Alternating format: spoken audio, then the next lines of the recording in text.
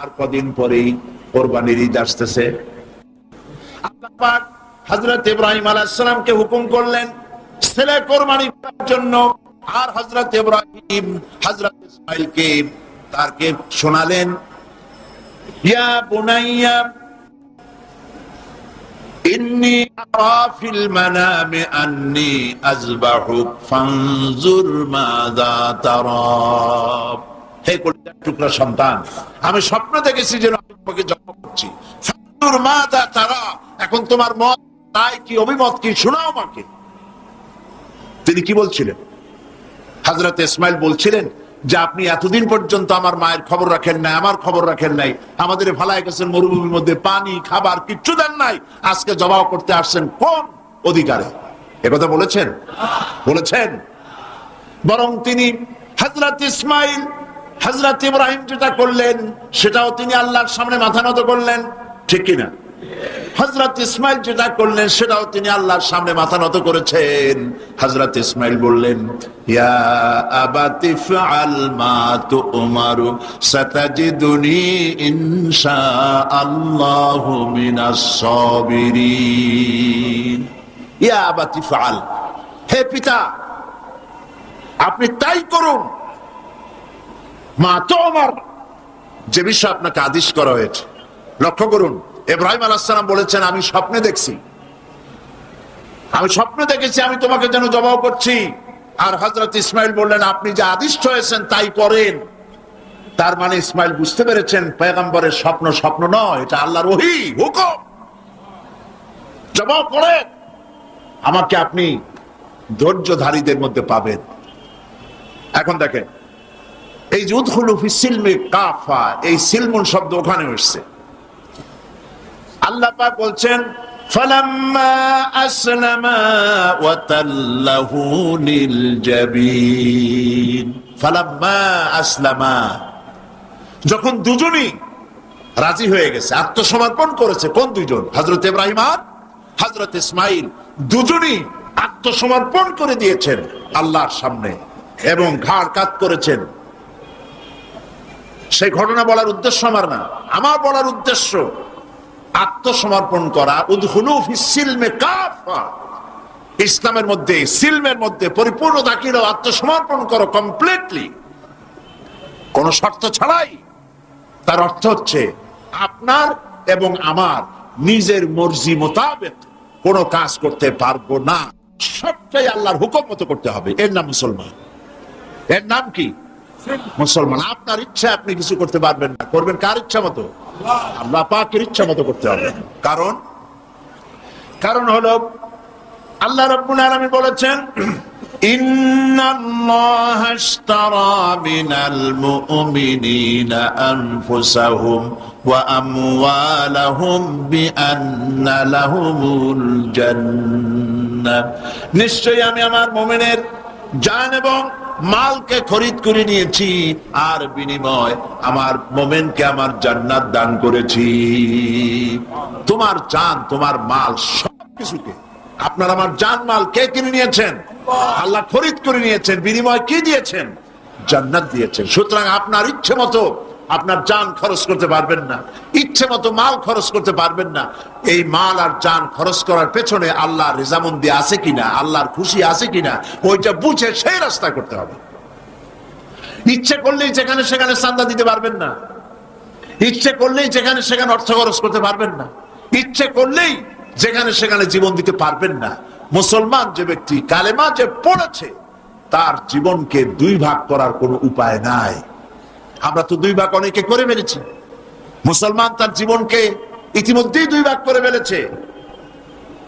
একদিকে আল্লাহর কথা মতো নামাজ, রোজা, হজ, যাকাত, আর একদিকে অর্থনীতি, সমাজনীতি, রাজনীতি, নির্বাচন, ভোট, ইলেকশন, যা কিছু আছে সব আলাদা। এটার সাথে আল্লাহর কোনো সম্পর্ক নাই, যাকে বলা হয় ধর্মনিরপেক্ষ মতবাদ। মানে শয়তান, তার তো কিছু কাজ করা লাগবে। শয়তান তো প্রথম দিনই আসছে পৃথিবীতে ওয়াদা করে আদম আলাইহিস সালামের সাথে সে উল্টা করবে। আল্লাহ পাক দিয়েছেন খেলাফত, আর এই খেলাফতের উল্টা করার জন্য শয়তান এসেছে। আল্লাহ দিয়েছেন যাকাত, শয়তান তৈরি করেছে সুদ। কথা বুঝতে পেরেছেন? আল্লাহ দিয়েছেন কি? অর্থনৈতিক প্রবৃদ্ধির জন্য, অর্থনৈতিক উন্নতির জন্য, মানুষকে খেয়ে পরে বাঁচার জন্য, সুখের জন্য, সমৃদ্ধির জন্য, অর্থনৈতিক ইকোনমিক ইকুয়ালিটির জন্য আল্লাহ পাক দিয়েছেন যাকাত। শয়তানের মোকাবেলায় তৈরি করেছে সুদ। আল্লাহ দিয়েছেন ইসলাম, আর শয়তান তৈরি করেছে ধর্মনিরপেক্ষ মতবাদ। ধর্মনিরপেক্ষ মতবাদের স্রষ্টা কে? বলেন কে? শয়তান। এই ধর্মনিরপেক্ষ মতবাদ সম্পর্কে আমি আলোচনা করব ইনশাআল্লাহ। তো আল্লাহ পাক দিয়েছেন ইসলাম। ইসলামের মধ্যে দাখিল হও, এবং ইসলামের মধ্যে দাখিল হওয়ার অর্থই হচ্ছে পূর্ণাঙ্গ ইসলামকে মেনে নেওয়া। তাহলেই শান্তি আসবে। শুধু নামাজ রোজা হজ যাকাত করলেই শান্তি আসবে না, পরিপূর্ণ ইসলাম মানতে হবে। কথা বুঝতে পেরেছেন? পরিপূর্ণ ইসলাম মানলে তখনই শান্তি আসবে, এর আগ পর্যন্ত আসবে না। সন্ত্রাস বন্ধ হবে না, দুর্নীতি বন্ধ হবে না, মারামারি কাটাকাটি বন্ধ হবে না, যতক্ষণ পর্যন্ত পূর্ণাঙ্গ ইসলাম মুসলমানেরা গ্রহণ না করে। সেই হাদিসের কথা কয়েকবার বলেছি, আজও মনে এলো। হযরত খাব্বাব বিন আল-আরিত রাদিয়াল্লাহু তাআলা আনহু তিনি বলছেন, আমরা নবী করিম সাল্লাল্লাহু আলাইহি সাল্লামের কাছে গেলাম। ওয়ান খাব্বাব বিন আল-আরিত রাদিয়াল্লাহু তাআলা আনহু আন্নাহু قال شكونا إلى رسول الله صلى الله عليه وسلم متوسد بردة له في ظل الكعبة। তিনি বললেন, আমরা নবী করিম সাল্লাল্লাহু আলাইহি ওয়াসাল্লামের কাছে গেলাম, যে দেখি নবীজি কাবা শরীফের ছায়ায় চাদর মুড়ি দিয়ে আরাম ফরমাচ্ছেন। আমরা কাছে গিয়ে বললাম, আলা তাস্তানসিরু লানা আলা তাদউ লানা ইয়া রাসূলুল্লাহ, হে রাসূল, আপনি কি আমাদের জন্য আল্লাহর কাছে সাহায্য প্রার্থনা করবেন না? আপনি কি আমাদের জন্য আল্লাহর কাছে দোয়া করবেন না? আমরা তো মার খেতে খেতে হয়ে গেলাম। আমাদের খাব্বাবকে তারা মারছে, খুবাইবকে মারছে, আম্মারকে, সোয়েবকে, বেলালকে মেরে শেষ করে ফেলছে। খাবার নাই, পরার নাই, কত কষ্ট আমাদের। নবীজি উঠে বসলেন, বুখারীর হাদিস। নবীজি উঠে বসলেন, বললেন, খাব্বাব শোনো, শোনো খাব্বাব, তোমাদের আগে এই পৃথিবীতে দ্বীনের দাওয়াত দিতে যারা এসেছিলেন, ইসলামের দাওয়াত দিতে যারা এসেছিলেন, তাদেরকে ধরা হতো। ফায়ুখাজুর রাজুল, তাদেরকে সমকালীন রাষ্ট্র শক্তি তাদের ধরত। ফায়ুহফারু লাহু ফিল আরদ, এবং তার জন্য জমিনের মধ্যে গর্ত খনন করা হতো। ফায়ুজআলু ফিহা, এরপরে সেই গর্তের ভিতরে তাকে কোমর পর্যন্ত ডাবায় দেওয়া হতো। সুম্মা ইউতা বিল মানশার, এরপরে করাত আনা হতো। ফায়ুদাউ আলা রাসিহি, এরপরে এই করাতটা তার মাথার উপরে রাখা হতো। ফায়ুজআলু নিসফাইন, করাত দিয়ে চিরে জীবিত মানুষটাকে দ্বিখণ্ডিত করে ফেলা হতো। মা ইয়াসুদ্দুহু যালিকা আন দীনিহি, এত কষ্ট দেওয়ার পরেও একজন ইসলামের দায়ীকে তারা ইসলামের রাস্তা থেকে এক চুলও সরাইতে পারে নাই। আল্লাহর নবী বলেন, শোনো খাব্বাব, ওয়াল্লাহি লা ইউতাম্মান্না আল্লাহু হাযাল আমরা হাত্তা ইয়াসিরুর রাকিবা মিন সানা ইলা হাজারামাউত। তিনি বলছেন, শোনো খাব্বাব, আমি আল্লাহর নামে কসম করে বলি, আমি আল্লাহর নামে কসম করে বলি, সেই দিন বেশি দূরে নয় যেদিন ইয়েমেনের রাজধানী সানা থেকে শুরু করে হাজরামাউত পর্যন্ত লোকেরা যাতায়াত করবে, মানুষেরা চলাফেরা করবে, নারী তার সৌন্দর্যের পসরা নিয়ে, ব্যবসায়ীরা তাদের পুঁজি নিয়ে রাস্তা দিয়ে, মরুভূমি দিয়ে দিনেও চলবে, রাতেও চলবে। ইল্লাল্লাহ, আল্লাহর ভয় ছাড়া মানুষের মনে আর কোনো ভয় থাকবে না।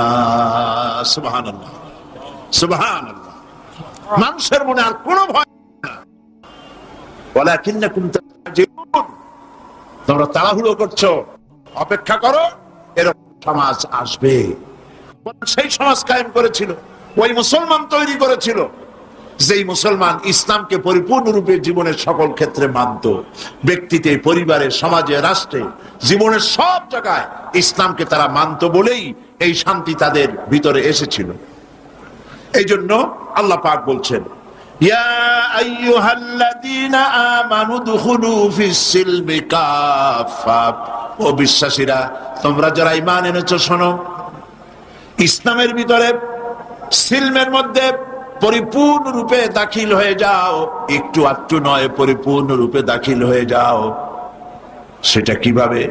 আল্লাহ পাক কোরআনের মধ্যে অন্যত্র বলেছেন, বলো, কুল ইন্না সলাতি ওয়া নুসুকি ওয়া মাহইয়ায়া ওয়া মামাতি লিল্লাহি রাব্বিল আলামিন। পড়েন সবাই, ইন্না সলাতি ওয়া নুসুকি ওয়া মাহইয়ায়া ওয়া মামাতি লিল্লাহি রাব্বিল আলামিন।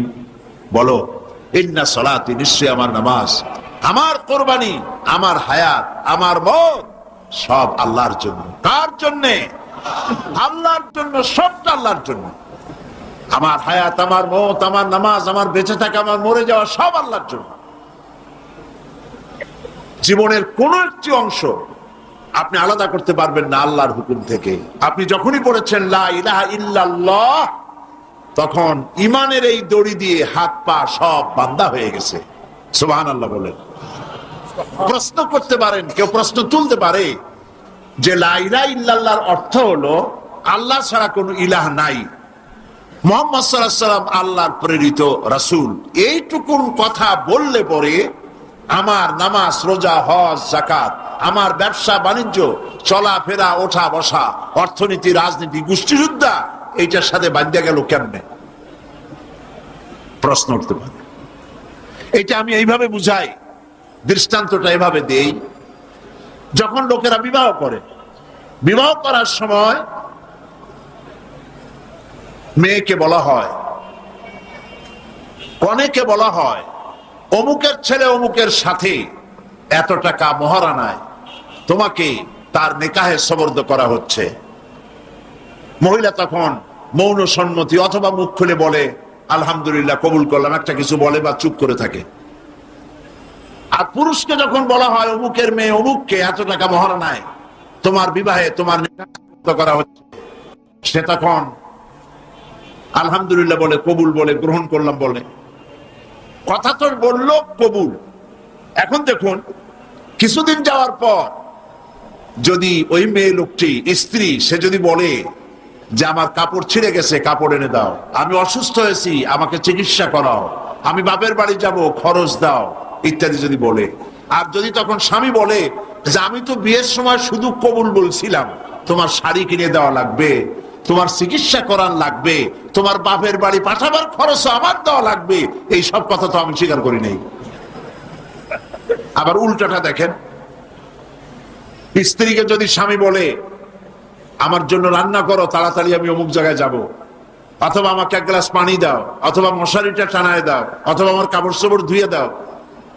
বউ যদি বলে আমি তো শুধু চুপ করেছিলাম, তোমার কাপড় চোপড় ধুয়ে দেওয়া লাগবে, এই কথা তো তখন হয়নি, তোমার বিছানা গুছাই দিতে হবে, এই কথা তো তখন হয়নি, এটা যদি বলে, তাহলে এই বিবাহ টিকবে? টিকবে এই বিবাহ? অর্থটা কি দাঁড়ালো? অর্থ দাঁড়ালো এই বিবাহ বন্ধনের সময় মহিলাটি যে মৌন সম্মতি দিয়েছেন আর পুরুষটি যে কবুল বলেছেন, আলহামদুলিল্লাহ বলেছেন, এই কবুলের মধ্যে স্বামী স্ত্রীর উভয়ের সুখ, সৌন্দর্য, শান্তি, নিরাপত্তা, আদান প্রদান, যা কিছু সব, খাওয়া পরা, বিছানা ইত্যাদি সব এই কথার মধ্যে এসে গিয়েছে। স্ত্রীর পুরো দায়িত্ব স্বামীর উপরে এসেছে, স্বামীর পুরো দায়িত্ব স্ত্রীর কাছে চলে গিয়েছে একটা কবুল শব্দ বলার কারণে। কথাটা ঠিক কিনা? ঠিক অনুরূপ ভাবে বুঝতে চেষ্টা করুন। যখন আপনি মনে মনে বিশ্বাস করে মুখ দ্বারা যখন উচ্চারণ করেছেন লা ইলাহা ইল্লাল্লাহ, সবাই পড়েন লা ইলাহা ইল্লাল্লাহু মুহাম্মাদুর রাসূলুল্লাহ, এই কালেমা মুখ দিয়ে যখন উচ্চারণ করেছেন, কোন ইলাহ নাই, আইনদাতা নাই, বিধানদাতা নাই, শাসনকর্তা নাই, কেউ নাই, আল্লাহ ছাড়া। আর মুহাম্মদ সাল্লাল্লাহু আলাইহি ওয়াসাল্লাম তিনি আমার রাসূল, তিনি আল্লাহর রাসূল, তিনি আমার নেতা। এই কথা যখন স্বীকার করেছে, সমস্ত মুসলমান নরনারী কলিজার মধ্যে এই কথা গেঁথে নিন। আপনার ইচ্ছা মতো আপনি নির্বাচন করতে পারেন না, আপনার ইচ্ছে মতো আপনি রাজনীতি করতে পারেন না, আপনি ইচ্ছে মতো পার্লামেন্ট চালাইতে পারেন না। আপনার কোর্ট, আপনার আদালত, আপনার দেশ, আপনার ক্যান্টনমেন্ট, আপনার শিক্ষাঙ্গন কোনটাই আপনার মত মতো চালাইতে পারেন না।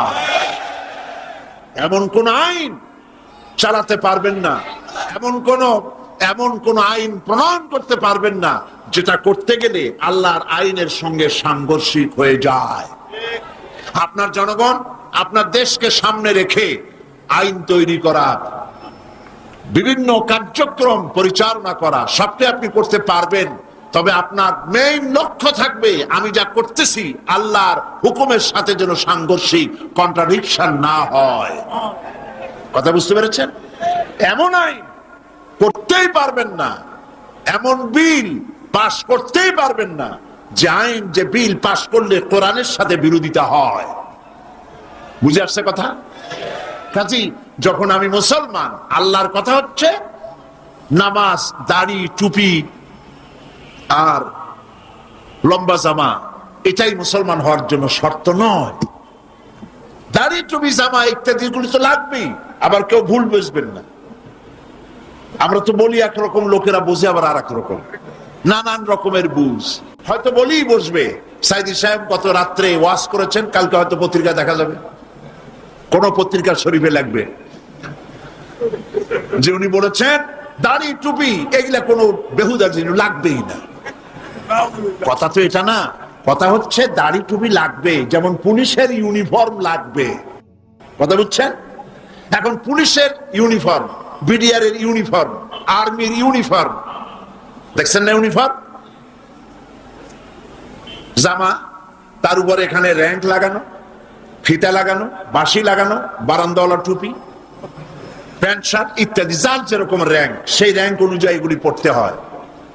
এখন কোন আর্মি, কোন বিডিআর, কোন পুলিশ মনে করলো যে আমি ইউনিফর্ম যখন পরেছি তখন আর অসুবিধা কি, সে শুয়ে শুয়ে সিগারেট টানতেছে অথবা গল্প করতেছে। সীমান্তে দামামা বেজে উঠেছে, সরকারের পক্ষ থেকে অর্ডার করা হয়েছে সীমান্তে চলে যাও সবাই, সমস্ত সেনাবাহিনী, বিডিআর, এয়ারফোর্স, নেভাল ফোর্স সব যুদ্ধের জন্য প্রস্তুতি নাও। এরা মনে করতেছে যে যখন ইউনিফর্ম পরছি আমার চাকরি যায় কই, ঠ্যাঙ্গের উপরে ঠ্যাং ফেলাইয়া সিগারেটে টান দিয়া উপরে ফু দিয়া তাকায়, তাকে ফু গেল কদ্দু, চাকরি থাকবে? চাকরি থাকবে না।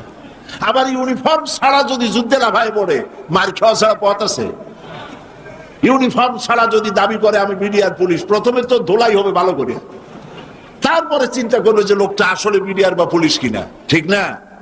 সেই জন্য ইউনিফর্ম প্রয়োজন, ইউনিফর্মের সাথে তার কাজটাও প্রয়োজন। কথা বুঝতে পেরেছেন? ইউনিফর্ম হচ্ছে তার পরিচিতি। কোন ইউনিফর্ম পড়েছে, আছে, টুপি আছে, জামা আছে, বাড়ি আছে, সব আছে, কিন্তু ব্যবসা করে ওজনে কম দেয়, এমন দেওয়া এরকম আর কম কেউ দিতে পারে না। মিথ্যা সাক্ষী দেয়, থাকে না, এর দাড়ি টুপি জামার কোন লাভ আছে? সেই জন্য ইসলামের ভিতরে দাখিল হতে হলে এতটুকুন হলে হবে না, সবটুকুন হতে হবে। ইয়া আইয়ুহাল্লাযীনা আমানু দুখুলু ফিস-সিলমি কাফা, পরিপূর্ণরূপে ইসলামের মধ্যে দাখিল হও। মেহেরবানি করে দাঁড়ানো ভাইয়েরা বসেন। আল্লাহুম্মা আমিন। রব্বানা যালামনা আনফুসানা ওয়া ইন লাম তাগফির লানা ওয়া তারহামনা লানাকুনান্না মিনাল খাসিরিন। আয় আল্লাহ তাআলা, হাজার হাজার মুসলমান নরনারী কোরআনের তাফসীর শোনার জন্য দেশ বিদেশ থেকে এই মাহফিলে লোকেরা